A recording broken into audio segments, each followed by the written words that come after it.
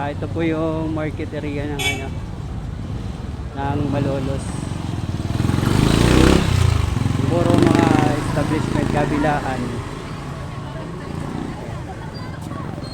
Napakadaming mga tindahan dito. Ayan, may mga estudyante. Hello po. Ayan.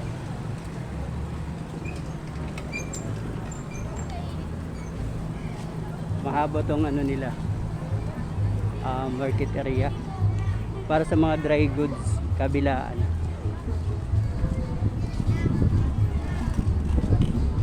Mamaya may bibili ako dito.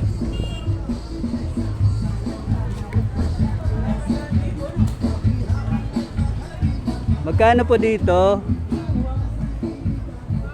Magkano po dito? Ay wala.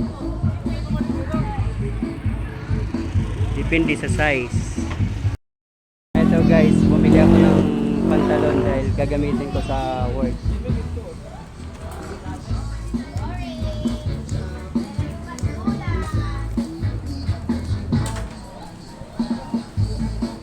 At bibili pa ako mamaya ng sapatos. Dali po. Pupunta ako dito sa bilihan ng sapatos.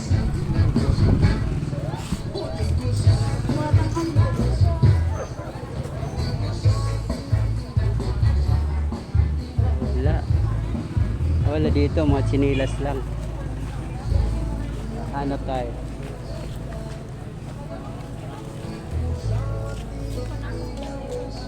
Te, magkano po dito? 250 po. Ah, 250?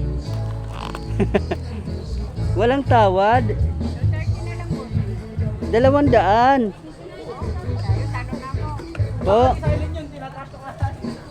Ayan, dito ito yung bibilin ko. Kaya lang. 230 na lang. Sige po, sandali po pipili po ako kung anong size. Pwede po tayo magsukat diyan. Sandali. Ayan, marami pa dito mga tindahan.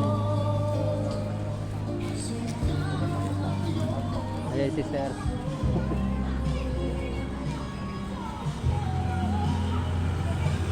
Ay, hindi tayo.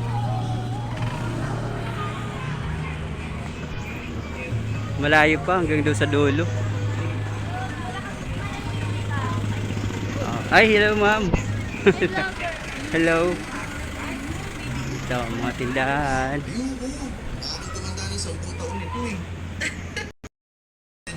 Ay, ayan, marami pa hanggang doon sa dulo. Malayo pa. Malayo pa yung lalakarin papunta ba Bukasakay. Ay, hello. Ay, ito mga estudyante ito nang dito sa Malolos. Anong school po kayo, ma'am? Wow. Shout out sa mga estudyante sa Malolos. Ayan. Shout out, sige. Shoutout nga po pala kay Andre Bukad na nag-aalaga ng anak. Shoutout kay Nene. Ay. Ano po channel niyo? Bigas ka na ng plato, Nene. Saan? Sa Davao Oriental. Shoutout. Diri ka nag-school? Opo. Sampulan. Kini ang isang Bisaya diri sa Malolos. Ano po pangalan ko yan? Sige, shout out. Shout out dong. Shoutout kay Ramil, mag-diet ka muna. Shoutout sa nanay ko. Taga saan? Iba. Kuya, Sige. Shoutout nga po pala kay Angelo Cruz. I miss you, baby. Ito guys, marami mga taga dito. Ito, may mga nagtatambay pa. Po.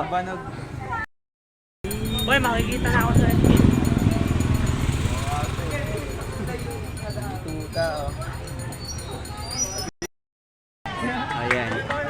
Ayan sila.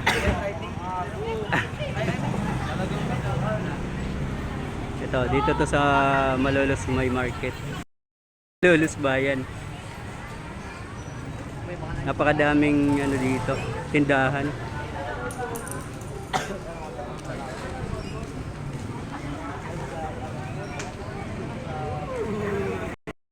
And to malayo pa hanggang doon sa dulo.